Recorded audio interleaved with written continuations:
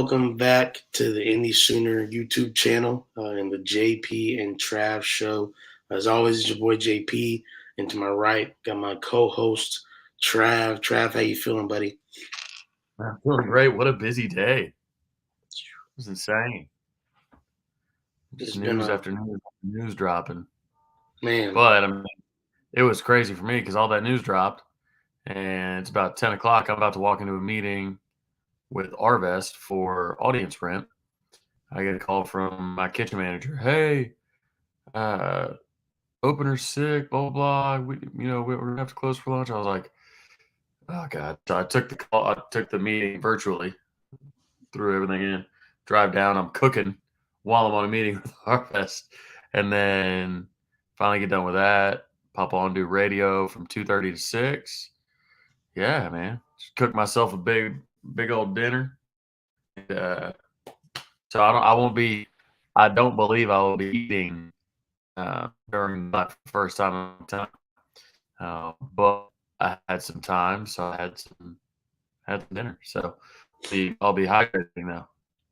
Man, Wait, they don't. that's They got to don't be sponsor that's got to ourselves. be a first. I better That not say that what was brand. a long time that you haven't had food on here. That's I know. It's weird. people gonna say you changed. Just Yeah. You've changed, Travis. you changed. Actually at a new time slot at 9:30 p.m. A little bit later, but we our guys Brandon and Parker. They've moved to the 8:30 time slot on Wednesday nights, and we're a collaborative bunch. We're all OU family here, and so why not make it rather than try to move or do anything else like that. Just give more Sooner content for the fans. So we will be moving, until further notice to 9:30 and everything like that. If that's too late for you, that's okay. You can catch it on YouTube, the next morning or the next day. A lot of people do that in general. So we always love those that can stay up with us and can be in the Q&A portion as well in the chat for us. So hey, let's get this thing started. First, what were your impressions about the depth chart that was released on Monday? As we have the slogan, "We too deep," as we often say over here at OU. You know, to appease Jacob Major, I will say I did notice that one Marcus Major was number 2 on the depth chart. Number 2 on the depth chart, number 1 in our hearts. But I think I think size was interesting. Specifically on the back end. So our defensive backs, the 5 of them are the starters at least are Mhm. 6'1", 6 foot, 5'11", 5'10", 5'10". So I hope we don't run into size issues. And if you're making plays, you're making plays. I get it. If you're making plays on the ball, if you're making tackles, if your technique's right, I get it. But I guess we're still a year or two away from seeing, the Gentrys and RSJs and Jaden Rose and all those guys that are going to be kind of running the secondary from the 6 foot and up club. So, Mm. looking forward to it.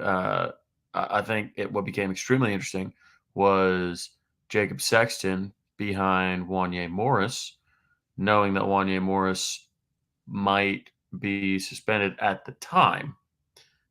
Now we know that he is. So you're looking at maybe a true freshman coming in at right tackle, which of course is a problem considering Dylan Gabriel is a lefty. Yeah. So obviously you need your right tackle to be your blindside blocker as opposed to the traditional left tackle being your blindside. So um, other than that, I liked that J.J. Hester was number 2 guy. I thought it was interesting that Marvin Mims was moved to the inside. Um, obviously they'll take him deep from there, but I felt that was a little bit interesting. They wanted some size on the outside. They got size on the outside. Another thing that I found interesting was for all that's been said about our production that we've lost, usually when you lose a bunch of production, you're a young team coming into the next year. Well, on offense specifically, which is where we lost a lot of guys to the transfer portal, um, we only have one underclassman, and that's Jalil Farouk. You typically don't need upperclassmen at wide receiver as much as you do maybe offensive line, maybe tight end at times, because wide receivers don't need that grown man body a lot of times. They can be a little more slight. They can be quick. They can still, be sharper on routes. And receivers are better younger these days. Everybody hears about 10,000 reps, 10,000 reps. Well, if you can do that starting at 8 years old and 7-on-7, then you get all that training, all that training, all that training. By the time you show up to high school, you look like a college player. By the time you show up to college, I mean, you look better than NFL players did in '03. So having those receivers, that's why quarterback play is getting so good now too. They're used to throwing to these guys. So really excited about the maturity, if you will, on the offense specifically. What were your first impressions? Yeah, no, I think I would reiterate a lot of what you said. I think defensively, a lot of it was what I expected. Now, I think to the shock lately, and we heard about it before the depth chart was released, but you know, we always thought, hey, that cheetah position is going to be reserved for Justin Harrington. Maybe eventually a Jaden Rowe, and Jaden Rowe probably still has an opportunity down the line to secure that. But I don't know if anybody ever really thought Deshaun White initially in that role, and to see him in that role at least for now, and even to see what Venables has said about him, and the trust that he had. I mean, he's somebody that a lot of the staffs that we have had over the couple years have trusted. I mean, Brian Odom loved and raved about him. And so, for Brent Venables to trust him enough to put him in that role, even though, some would say, oh, well, maybe you want a taller guy, 6'2" and above at that role. And Deshaun Watts only 6 foot. And some would say, he's a marginal athlete, which, again, he's still playing linebacker at the University of Oklahoma, so he's a pretty good athlete regardless. You're not Brent Venables, and we had to trust what he says. So I think that for me, and then the other surprise was Jake McCoy being second at the Mike linebacker position. That was shocking. I don't think that's a name that we brought up as being in the mix there. Now he certainly looks the part. Yeah. You see a picture of that guy. It's like you're like, man, he got the juice. But again, it's not like he was a highly touted guy necessarily. But hey, like we've talked about on the show plenty of times, when you have coaching changes and regime changes, it's anything can happen for anybody. You just got to put the work in, like Ted Roof said. This performance driven. So I think those are probably some of my thoughts, especially on the defensive side of the ball. Yeah, and to your point about the cheetah position, that's going to be rotated a bit. So Deshaun White, when we're in more base type stuff, it's going to be he's going to play the kind of the Sam linebacker. But then when we're in nickel, then Harrington will come in and play that nickel. So it's like it's weird. It's the combination of nickel and Sam linebacker. That's what the cheetah is, and then but we have two different guys for it right now. So it's really I don't know. It's kind of funny because the word the name cheetah for the position is so sexy. Oh man, the cheetah everybody's got different names for it, right? Roy Williams called it the Roy. They called it the Roy when he was here. But it seems like it's a nickel. It seems like it's the nickel, combined again with some Sam stuff. But I think to Brent Venable's point, when he had his media availability, when he was like, "So, any questions about the cheetah?" It's because everybody is like obsessed with the position. So it's been funny to kind of see all the attention that position's got. Oh yeah, that's without a doubt. Um, we talked about it. I mean, how many times have we seen people in the chat talking about cheetah? Who's playing cheetah? Who do you think is going to be a cheetah? It's a different position that we don't often talk about, and it's specific to preventable scheme. So Right. definitely got to be exciting, and I'm excited to see what it looks like on Saturday and rolling up. All right, let's continue to move on here. Next one, moving on up to the east side. Yes, sir. OU has announced plans to build a brand new football facilities. How much does this positively affect OU athletics as a whole and not just the football program? Well, I've got a quote from somebody in the program right now that I was just texting. Um, they said it's needed badly. Honestly, in the SEC, it would be bottom four. Just the functionality of where everything is and how it works for players. It's not necessarily ideal. The biggest one is for academic services to go where the pro football program is now.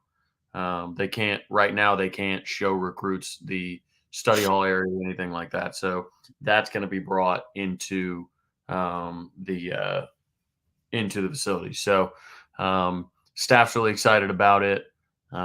It's really going to be helpful more so in the multi-sport aspect. Obviously, football is as a tide that raises all boats. So yeah, it's going to be footing a lot of the bill, but they're going to get a lot of the advantages from it, especially from the nutrition side and the recovery side. That matters to immensely to these guys. We've seen the hyperbaric chambers they've brought in and all the different training tables and this, that, and the other. So um, yeah, here's the thing. It's an arms race. This whole thing that we do, this whole fanhood of this monster that we call OU football, it's it's an arms race. We will do this again in 8 years or 7 years or 6 years. Like it just you have to constantly be tearing down, rebuilding because we're going to announce all this cool stuff. And when the architect wins the bid, they're going to come through and say, we've got all these beautiful, architectural, drawings and all these. And um, my dad knows all about that. We talk about architects all the time. They've got all these renderings, all these fancy renderings. Mom and dad in the chat. What's up, guys? Love you both. Um, but that's what they'll recruit with, and then it'll get built. And while the dust is not even starting to settle yet, literally, as they're driving in the last nail into this thing, LSU will announce new facilities, or Bama will announce new facilities, or Ohio State will announce new facilities, or anybody. They're all going to announce new facilities because this is what happens. And then a couple of years down the road, we'll need to do it again. So get used to it. It is going to be awesome. I am I am very interested to see how they eventually handle when it comes to stadium stuff. I want to see how they eventually handle the decline in attendance because for 7 straight years there's been a decline in attendance in college football. 19 to 21 there's a 4% drop. And 4% when you're talking, you know, tens of thousands of people, it's a pretty significant number.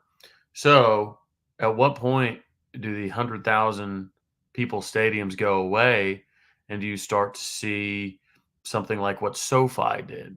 SoFi obviously made a ton of suites. Jerry World, ton of suites, but SoFi put a nightclub in it and all kinds of great stuff, which is actually more common in European soccer or football, if you will. I know when I was in Spain, we went to a nightclub restaurant that was in Real Madrid Stadium, which was really cool. Went down onto the pitch, like it was really cool. But that's the thing. It's do you go more corporate? Do you make the seats bigger? I know, Oklahoma's, probably I don't know the current numbers, but top three, top five most obese state in the country. They could stand to make those seats a little bit bigger. You know what I mean? So maybe everybody's just got all kinds of rooms spread out and all that. I mean, maybe that's the case, but either way, it'll be interesting to see even 15 years from now, 10, 15 years from now, to where, I mean, you'll be able to get an 80-inch TV for $30, Well, actually, with inflation, it's weird. Technology's getting a lot cheaper, but inflation's gonna raise everything back up.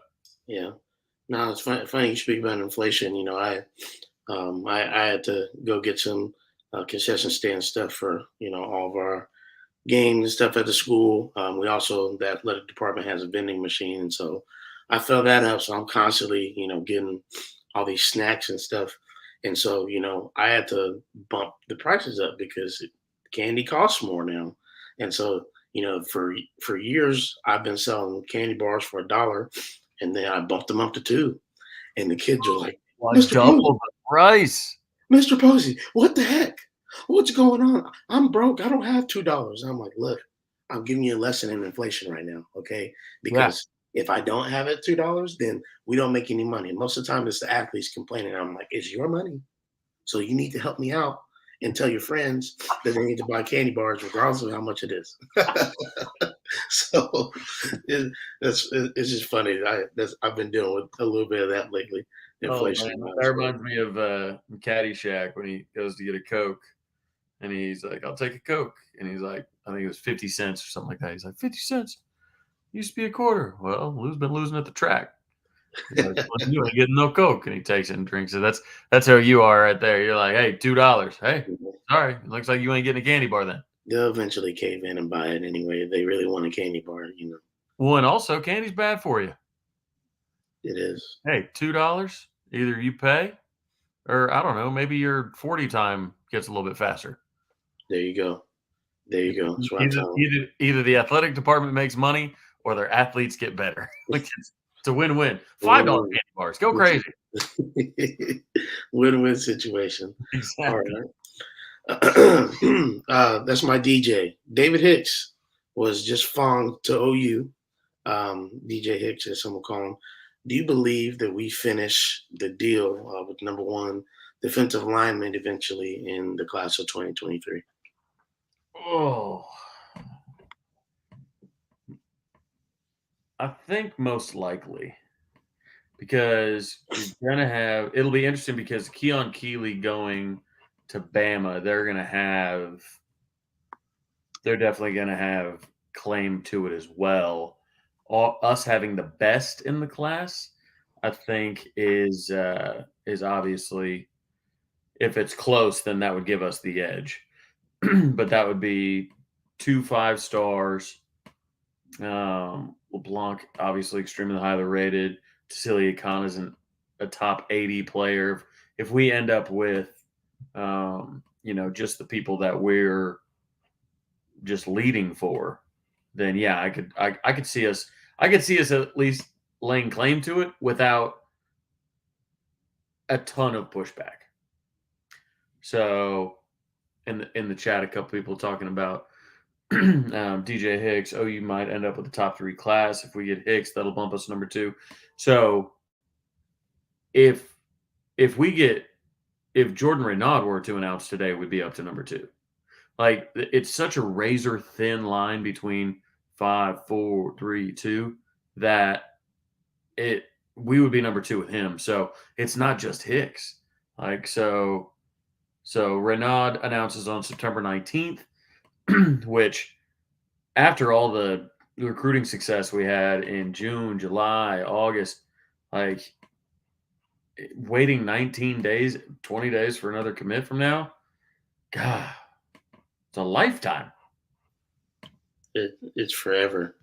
And, obviously getting Vickers and Evans, especially Evans, who, to that point, halfway through the day, we probably thought it was going to Georgia, and it flips. And so to get those two last weekend was definitely huge for OU. But like you said, like just after the bang bang bang bang bang that was July, and then even knowing what was coming later in August, this is like, man, getting into the season, and hopefully that helps, right? Being in the season, at least we're able to talk about football, because in the summer it's mostly just that off season stuff, which we don't do a ton of. The boys down south do, right? But we like to focus on the meat of things, if you will. So Yeah, it's interesting because we're not going to have to worry about. I mean, knock on wood, but we won't have to worry about flips like some other people will because of just visits. Like Yeah. Venables' policy is very clear. If you go take other visits, then you're done. You're uncommitted. We saw that with Ashton Cozart. So I'm not particularly worried about flips late in the game. It's always the ones that keep visiting other schools, keep visiting other schools. I mean, you look at a guy like Peyton Bowen, and the reason that everybody is saying that he's going to flip, it's because he keeps on visiting other places. So I like the fact that we got a lot in our class now. We're still closing out on a couple targets. Obviously, Malachi Coleman. When you look at the offense, we're really down to Malachi Coleman and Samson Okunlola. And we're not totally out of it with him. That's the top ranked remaining offensive lineman that's uncommitted. We're one of his top schools. Bill Bedenbaugh is staying on him. I truly believe that if OU plays as well as I think they will on the offensive line, then I mean, I don't know. I give us a puncher's chance. And if we do that, I mean, then we're flirting with number one territory, flirting with it. So, I mean, we're already at right the one of the best classes, if not it going down as the best class in the I don't know, is it the did we say the poll era or the internet area? I guess we would say. uh, Um, it's the like the ranking service era. yeah, yeah. So, Which ranking I service mean, era, which is 01, really. 01, 03 is kind of when it got popping off. So, I mean, basically the entirety of Stoops is like the post Stoops. You've got BS and AS before Stoops and after Stoops. yeah. All right, guys, it is game week officially. We've waited. It feels like so long, especially just considering what last year was for OU, what we expected it to be, what it turned out to be. You know, the highs, the lows, getting Brent Venables, going through the off season, hearing all this stuff, having the recruiting success. It's all led to this point. This Saturday, September 3rd, 2:30 p.m. Central Time, 3:30 Eastern Time, my time. We will be playing the UTEP Miners at the University of Texas, El Paso, and I'm ecstatic for this weekend. You know, we've been waiting a long time. My mom and my sister are coming up to visit Amaya this Saturday for Labor Day. So my sister, she's passing up a home game to come see her niece. So Start of the experience. Brent Venables era. This isn't just a regular home game. I know. I told her, she was like, I wanna experience Amaya's first game as a Sooner. So this what we're gonna do. We're all gonna be at the TV watching as hopefully OU destroys UTEP, as I know Brent Venables would like. Trav, man, give us your score prediction and just maybe what you predict in general against UTEP this Saturday. I am interested to hear. I didn't get a chance to listen today like I normally do. Today was a little bit crazy at work, but I know a lot of people talked about what you said you would define as success this coming Saturday and said that, you did a great job. So if you could speak maybe a little bit to that as well for this weekend. Yeah, I think I'll start with the define success. I mean, I think defining success is covering by a decent amount because the national media thinks one thing, right? We're going to be no good, or at least we're going to struggle, right? Well, the Vegas, the the points guys, the handicappers. They are the ones that are the smart ones. This is what they do. Mm. And if we can prove that we're better than what the national guys think, and prove we're better than what Vegas even thinks, then that's what success looks like to me. Success also looks like to me from a outside of a box score standpoint is the physicality. I want to win every physical battle. I want the offensive line to blow their defensive line off the ball. I want our defensive line to blow past their offensive line. I want our corners to, be able to tackle in space and not, play press coverage and press a guy off his route by popping him early. I want our receivers able to hold blocks because they're strong enough. That's the thing. I want the running backs to be able to run through people. So the physicality is really what I'm looking for. And I said this to the I asked this to the text line. I kind of want to hear what this chat has to say, and then obviously want to get your thoughts on it. What percentage of a win can be attributed to being more physical than your opponent? I mean, some say 100. I'm not sure it's necessarily 100 because you still have to execute. If it were just a bunch of brutes out there trying to be stronger than the other ones, then you would, you know, throw the wrestling team out there or something. But with, there still has to be skill involved. There's got to be this, that, and the other. But what percentage do you think, just if you are stronger everywhere, what percentage of a win comes down to strength? I would probably say 60%, maybe you could go 70, I think too. And I think we've seen that, right? I mean, I think we've been on the other end of that in a lot of these college football playoff games where, we're running through the Big 12 where we're even still typically the strongest team, even under Benny Wiley, just because of the athletes that we have. And then we get to, big boy competition as far as like the big wigs in college football, and we just don't look the same. You know, there's stronger people on the other side. Our offensive line has been, for the most part, pushed around. Defensive line haven't been able to get into the backfield in a lot of those games. So I think you can attribute a lot of that to that, in my opinion. I think we got old Speed D Jake Major over here. He's like 55-45 execution and speed. Lincoln and Grinch, basically. Got a mole. Got a mole. Can we check the IP? Is that signal coming from uh, Rancho Palos Verdes? I think he's in Lincoln's. I think he's in Lincoln's guest room. And he's in his guest room, huh? But score prediction, I do think we cover. I think it's ugly. I think it's 52-7. 52 Real to big. 7. Write that down. We're gonna check it next week. Ugh, ugh. I'm rusty.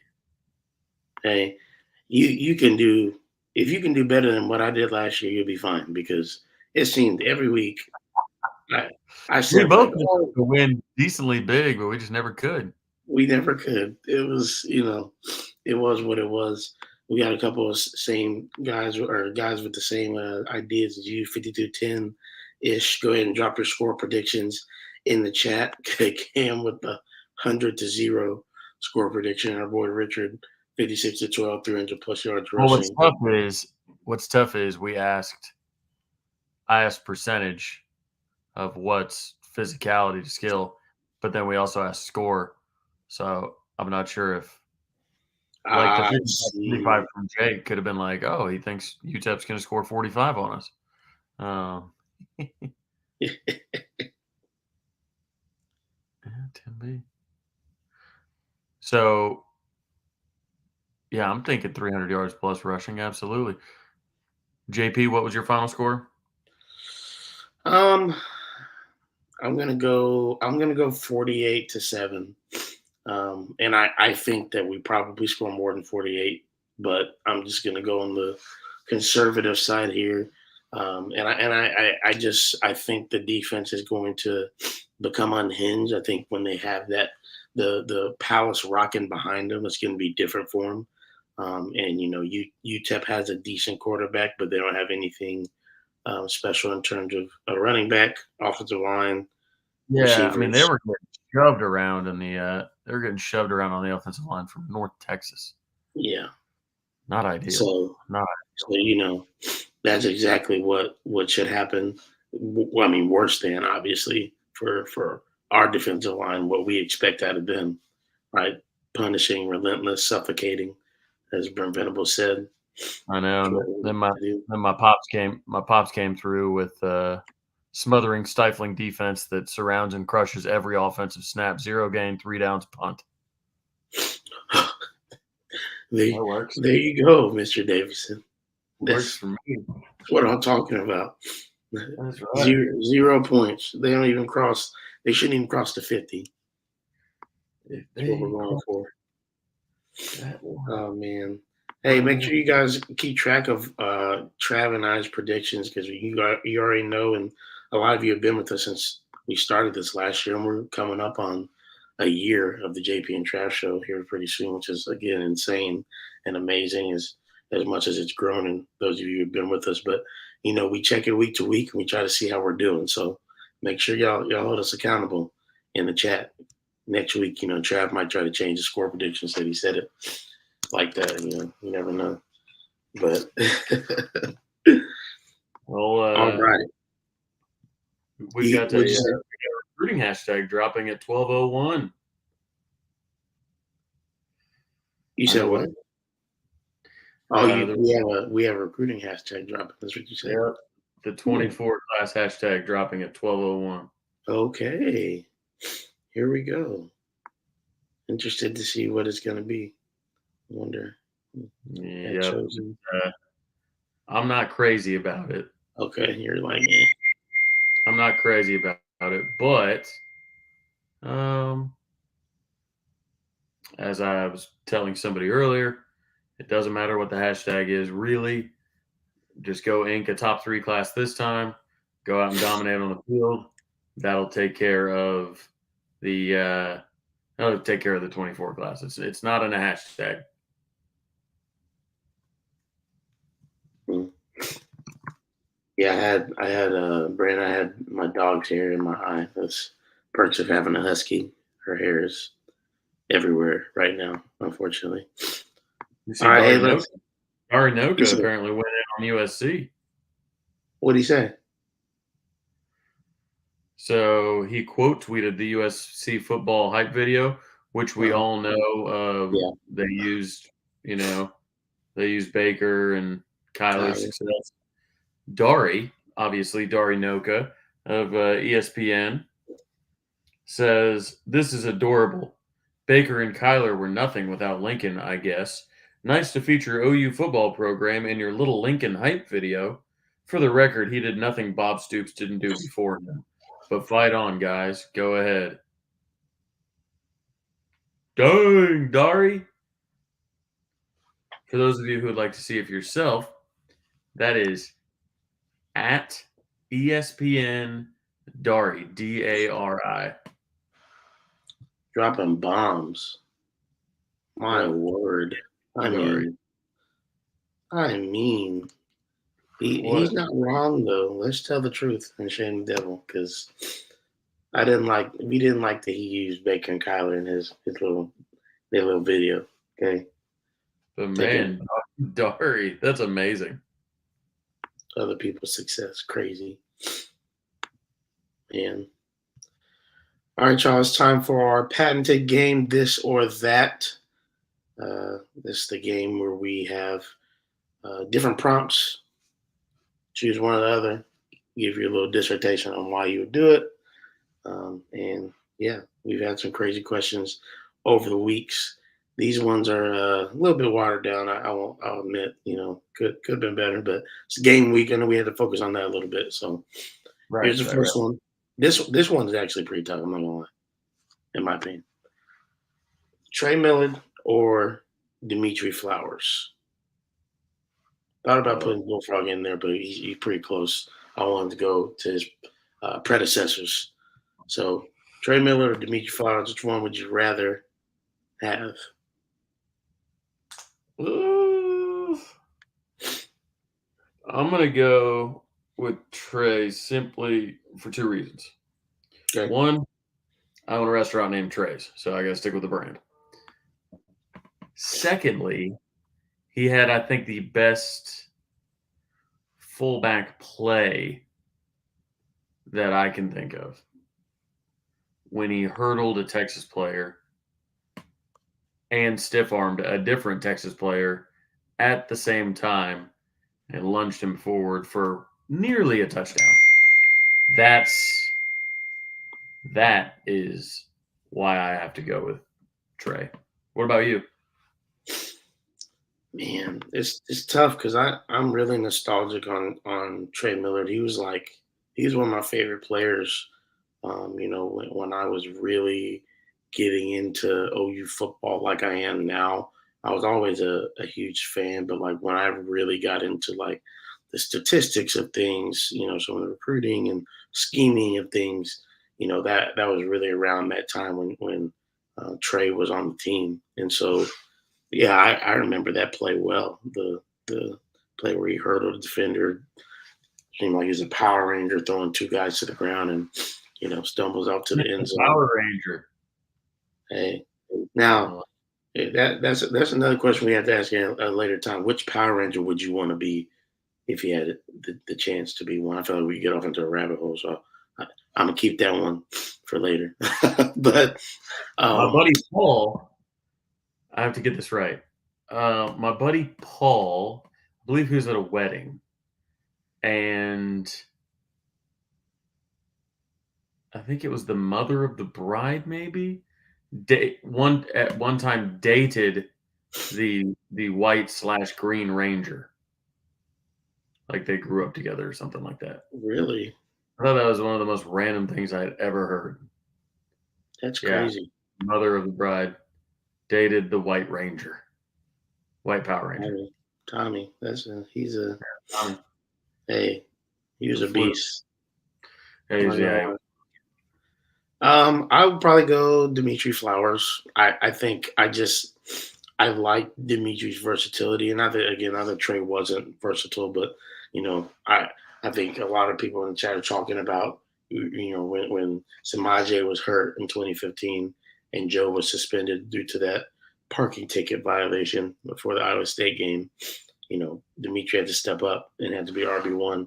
Did a great job, and he was such a great blocker and so versatile out of the backfield being used in the passing game. I mean, think back to Baker's senior season, right? Just what Dimitri did with him.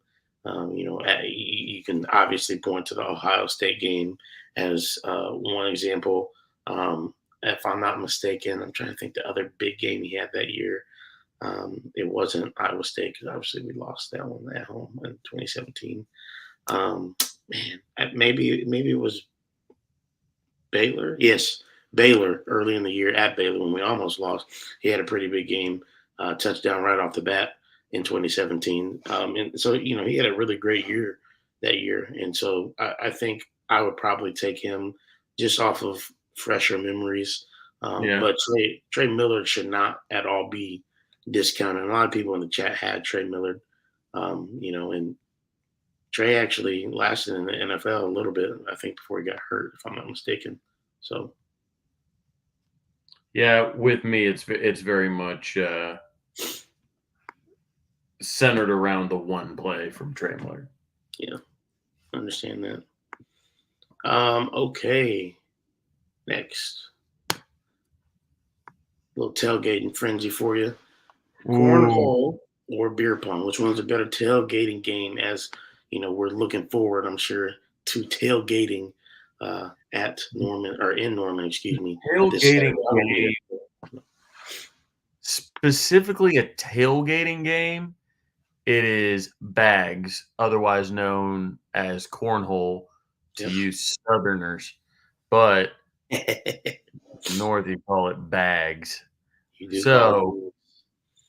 cornhole is better suited for tailgating because the wind isn't a factor. You can still hold your beer, throw with the other hand, all that. It's interactive, this, that, and the other. You do sometimes run the risk of somebody walking through the lane and maybe catching them right in the ear. That's never good. But I prefer, God bless you, madman. I prefer beer pong just as a game, like in a controlled environment. Like, hey, you got a ping pong table, let's play, beer pong. But it's not well suited for a tailgate, in my opinion. A little bit of wind, that's no good. You know, it takes forever, and you kind of have this like, okay, it's if you get one person that or two teams that cannot finish the game, man, it can take forever. With cornhole, it feels like eventually you're going to finish the game because somebody's gonna. I mean, it's tougher in a game day environment to play beer pong successfully. So, anyways, long answer, but Yeah. at a tailgate, cornhole. Anywhere else, beer pong. Yeah. I agree. I agree. And as much as I like beer pong, man, there's something about cornhole. Being able to get to or bags. As most Midwesterners call it. Get that bag in the hole. You feel like Kobe. Just bang. You can. You get three. It changes the course of the entire game. Or Yeah. you break. Oh, I gotta tell this story real quick. So I was at an open house of one of my track athletes this past spring, senior, obviously, and just graduated. And so, we're playing cornhole in his front yard. It's me and him against his uncle and his dad, and we're up like 21, or we were up 21 to like I think 9. And you know in the game, if you guys don't know, once you're there, like literally if the other team doesn't score to offset it, you just need to throw the bags off to the side so that you don't go over, or you have to go back to like 13 or something like that. And Mhm. so me, just I don't know what I was thinking. I like tossed the bag just up in the air, just like we won, excited. Last bag. I kid you not. It somehow, and I toss it like Steph Curry high, right? Like his floaters. It lands on the board.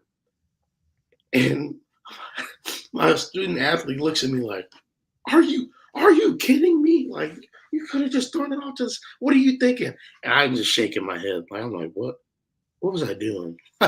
What was I They're like, thinking? we can't trust this man to price candy bars. Facts, facts. I felt like I let a lot of people down that day. But yeah, that So I've got a cornhole story as well. So my some of you have at least seen photos on my Twitter of my buddy Jake. One of my really close friends. He played soccer at OU. Um, Went to high school with him. He's the one that helped. He was one of the guys that helped me with the smokers, and he's actually the one that went and got the smokers with me. So he was the one with them in the back of his truck, whatnot. So, um, anyways, his wife, Amy, uh, lovely lady, um, she'd gotten a job with a plastic surgeon, and he was opening his new office. And she's like, "Hey, you ought to come by. We're having door prizes and this, that, and the other." So we pop on by, and they're cooking. They got a little taco truck outside, and they got beers inside. So the guy gives us a tour, and he I see some cornhole boards in the back. I'm like, "Oh, cool, you got some cornhole." Well, instead of bags, we played cornhole with breast implants, and we had he walked us through them all, And we're like, all right, you've got these different weights and sizes and everything like that. And and, and that's what we played with. And it was wild. But it was extremely memorable. But yeah, yeah, that was a fun evening. So yeah, Wow. I have to find. I probably have video of it somewhere, but One more with breast. yeah, it was in the back hallway at this plastic surgeon's office, and he just had all the different CCs. And I'll tell you what, you throw one of the larger ones, it slapped the board down. I thought I was going to break it. So, yeah, mother, Bah, it was medical. It was a medical office. Come on, guys. it was No, medical. didn't slide. They stuck.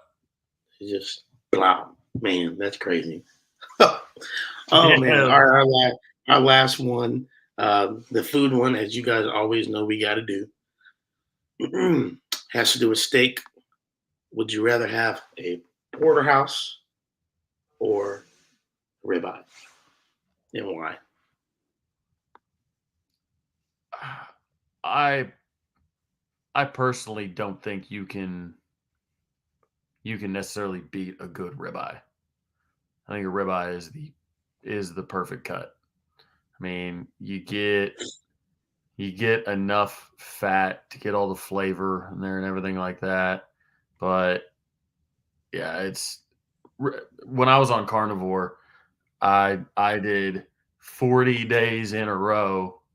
Actually, I had a couple cheat days in there, but for the most part, 40 days in a row of eating two ribeyes a day, and it was awesome. So ribeye for sure. I mean, I kind of like Cam. I take either one. So if any of you, you're taking me out to dinner and say, Travis, you got to order the porterhouse, I will. I will oblige. Yeah, yeah. Man, I can't not agree with you. I think the ribeye has definitely more flavor. I've had a really good porterhouse. I had one on my honeymoon in the all-inclusive resort we stayed in. It's pretty A, hefty. a Porter Moser house. Yeah, yeah, exactly. What But no, I anybody agree. does anybody prefer a different cut? Maybe a fillet de boeuf, a fillet, a strip. I tell you what, I'll put y'all on some game because you guys don't live in Bixby, so you guys aren't gonna.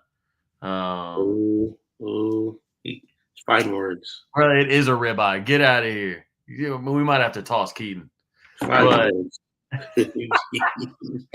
Dang. so um, anyways, I'm gonna put you guys on some steak game. Go to your butcher and get prime chuck eye.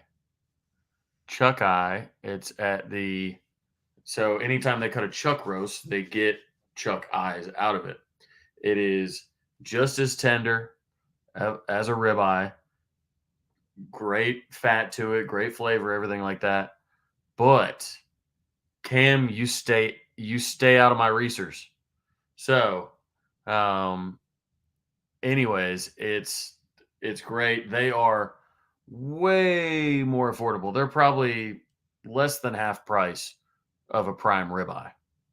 So, prime chuck eye. That's what you need to get. That's what got me through the carnivore diet all those times and even still doing it from time to time. That's what I get. Prime chuck eye. Where'd you go? Oh, there you are. Having some internet issues, my man? Well, now I can't hear you. I was on mute. Your camera can't connect to the internet. I'm like, okay, great, wonderful. So sorry, I'm blinking in and out, but prime chuck eye. That's Yeah, prime chuck eye is the move. I'm gonna write that down. You got to ask your butcher though. It's not often going to be because you have some people out there that have been put onto the game. So, got to get in there. And Cam, I swear to God, I have a better relationship with my butcher than I'm going to go tell him. Say, hey man, this Cam dude comes in here, sell him cube steak, and tell him It's prime chuck eye. Yeah, it's Yes, fine. it is. It is a just like a ribeye. I mean, it is fantastic. I honestly, I'd probably take it over a ribeye, to be honest. Call me crazy, but Really? yeah, and it's got all the flavor there, but it is nice and tender Yeah. and very affordable. Like I said, it's probably less than half price of like your per pound price of your ribeyes. So Yeah, somebody gonna take that too far. They gonna go to their local Texas Roadhouse and be like, "So, you guys got a prime chuck eye?" They're gonna be like, you "What?" know Toby Rowland doesn't eat anywhere that has Texas or Longhorn in the name, I love him. That's and amazing. doesn't eat any like Texas item, like if it's got Texas in the name or if it's a Longhorn burger or anything like that.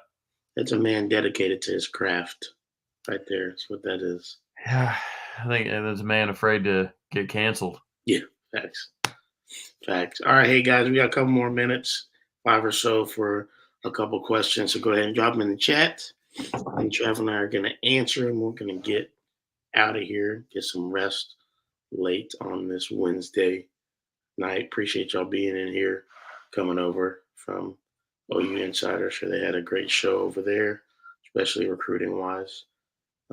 But what questions do you guys have for your boys before we head out? Trav, I got a question for you. Where are you sitting this weekend? I believe I'll be sitting over there in section 6. Over there in section 6 with Tat and Knox Tat, and Johnson, I believe. Tat was like, "Yo, you should come down because Conway can't come." I'm like, "Tat, bro, like I can't just up and leave. Like I got family, fam." I Um, want to. I want to. I did get my press credential for Nebraska approved, so I'll be picking that Thinking bad boy up. So that'll be fun.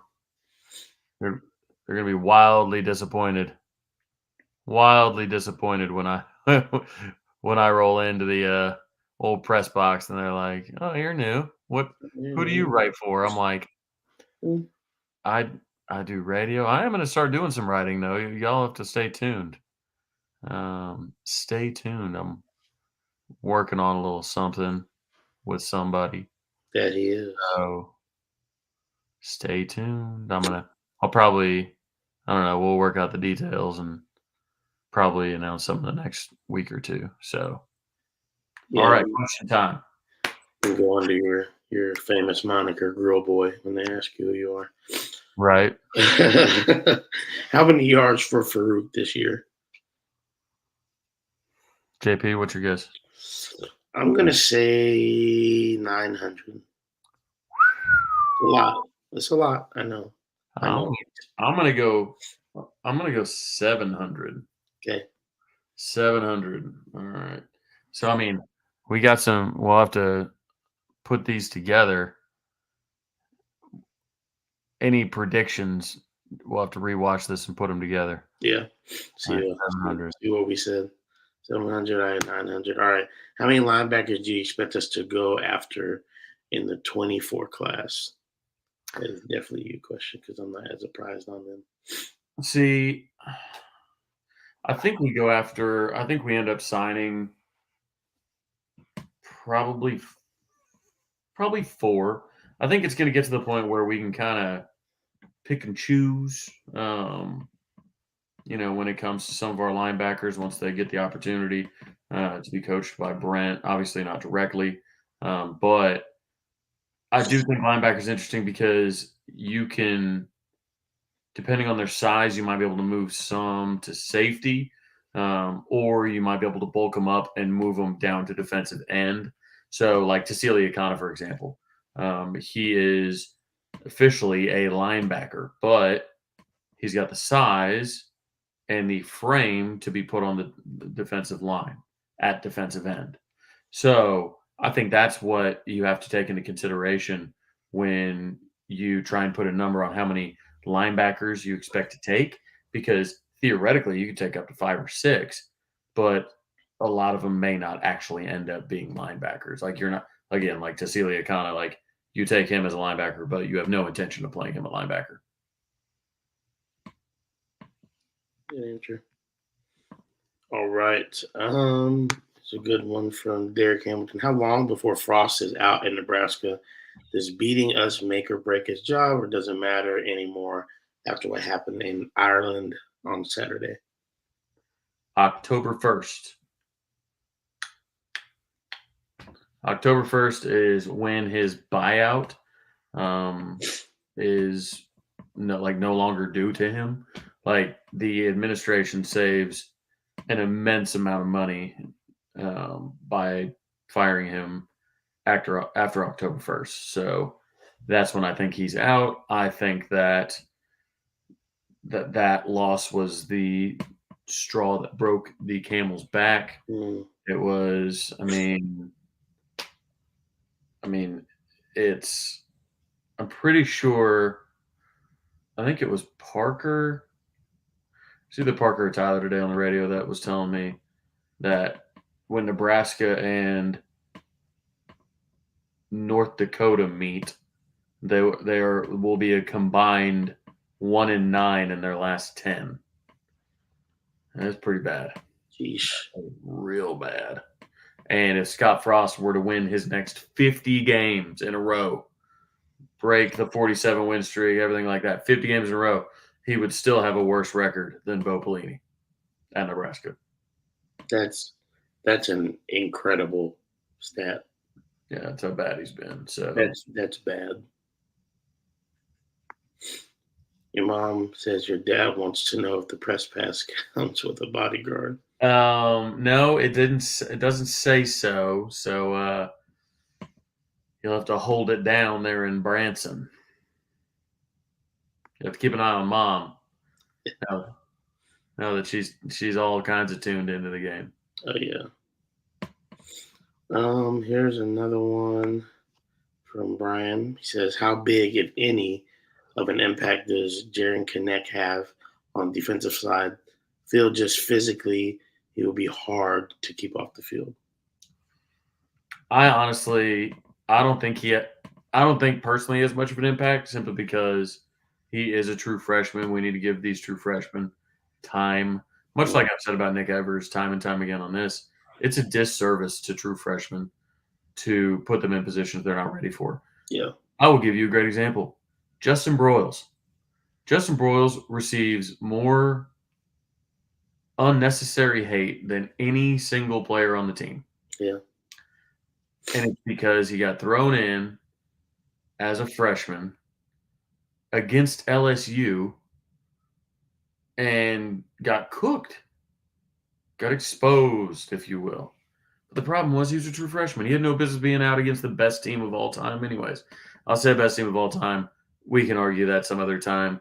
The point remains 2019 LSU was an absolute steamroller. So you put a true freshman out there, all of a sudden now the whole fan base treats him unfairly. Not the whole fan base, but you get what I mean.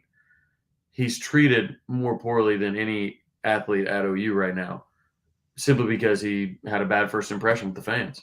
Yeah. So the last thing you want to do for a guy like Jaren Connect is put him out there and he makes a freshman mistake and everybody thinks he's a bum for the next 4 years. Yeah.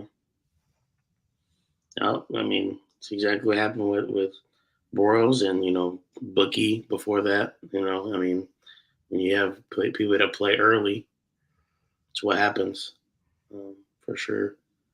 All right, a couple more questions here.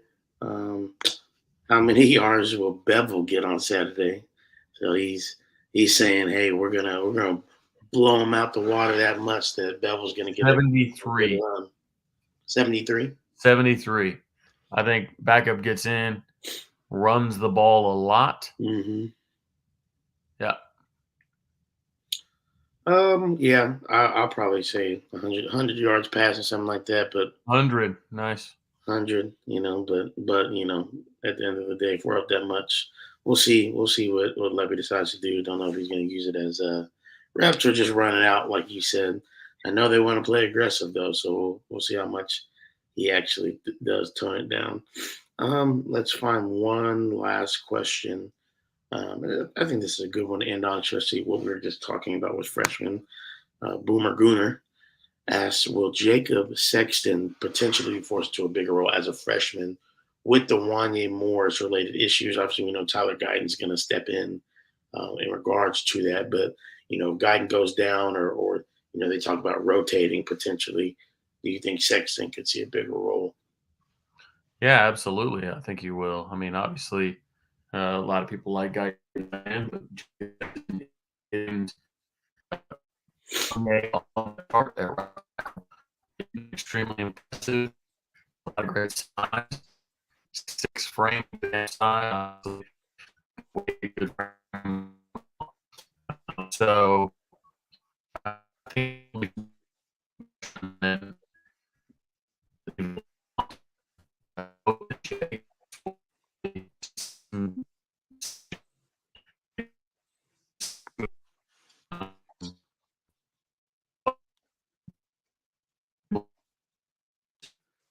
Man,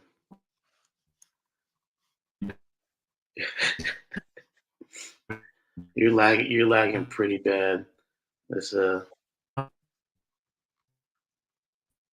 man, he went robot on us, froze, and we can't hear him now. So um, most of you probably didn't hear what he said. I know I didn't. Hopefully, we'll get him back on here so we can finish out his thought. But yeah, I think definitely Jacob could be forced into a bigger role, and hopefully we don't see that happen ultimately, because like we just talked about, we don't want a freshman in a large position when he gets down on himself. I'm trying to find out who just said it. Let me look here. Somebody just said something. Somebody said something about Jaden Davis, and the same thing. Now you have people questioning him, or excuse me, Brent Venables about Jaden Davis starting opposite of Woody Washington, which we've seen and everything like that. And unfortunately, he's just gonna have to prove on the field to a lot of OU fans because the last thing we saw was not that great in general with Jaden Davis. And obviously, that's a new regime, everything like that. It is what it is, but. Um, Man, now my camera's out. We're kind of kicking to the finish line here. If you you can't tell, so hey, we appreciate you guys being in here as always. Sorry the finish was a little rough here. My camera knocked out. I'm on my regular computer camera now. It's not as high def, and Trav got lagged a little bit and it kicked him. So that's okay. We appreciate y'all being here with us. As always, we'll be here every Wednesday at 9:30 for the time being.